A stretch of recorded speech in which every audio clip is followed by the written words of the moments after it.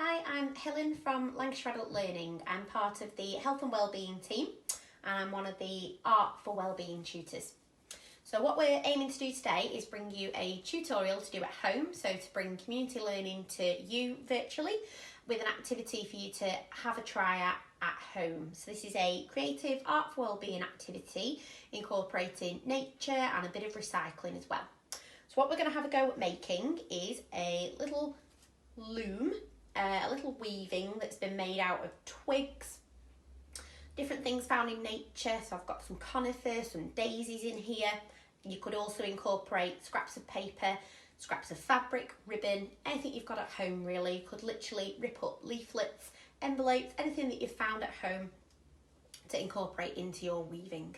So you've got a couple of options of how to make one. So this one's been made with a Y-shaped twig.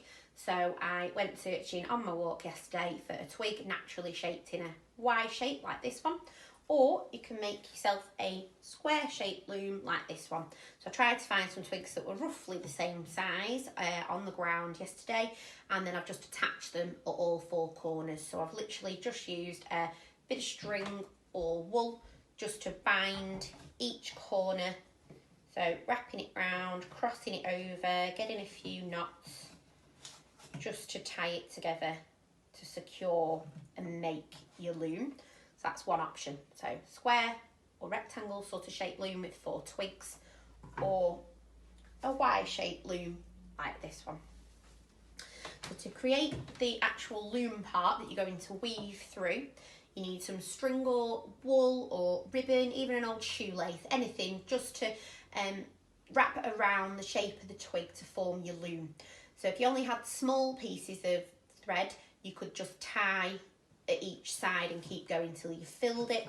Or to make this one, I just used my ball of wool and I wrapped it from side to side until I'd gone all the way, securing it as I went along, wrapping it round each time to create your loom. So just keep wrapping until you've filled it. It can have big gaps, small gaps, it's really up to you. So once you've created your loom, so you've got nice secure pieces that you've either tied or wrapped, you've filled your loom, you then want to think how you want to fill it. So if you want to incorporate nature, you could go on a bit of a treasure hunt when you have some daily exercise, and you could collect things that you find on your walk. So I've got little bits of plants, conifer and so on. So anything reasonably delicate that you can then weave through. So once you've chosen what you're using, you're then going to pick a direction you want to start in, and you're just going to pass your object up and down, back and forth through your bits of string.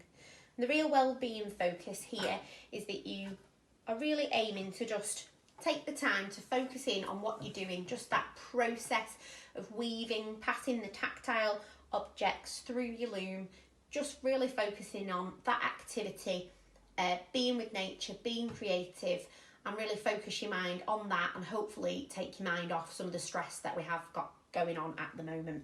So you could either carry on using bits from nature like that, or I've also got bits of wrapping paper here, little scraps of string, scraps of ribbon, anything like that will work. They don't have to be a uniform size, it really doesn't matter. It's just really about the process, not worrying about the finished outcome, just enjoy making something and creating.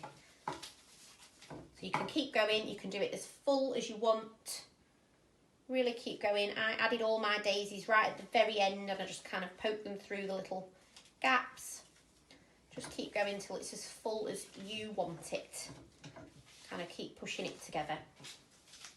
So I'm really hoping that you'll have a go at making one of these nature looms at home. It'd be really nice to see what you've created, so it'd be lovely to see some pictures posted and we can all see what community learning you've been doing at home. Enjoy!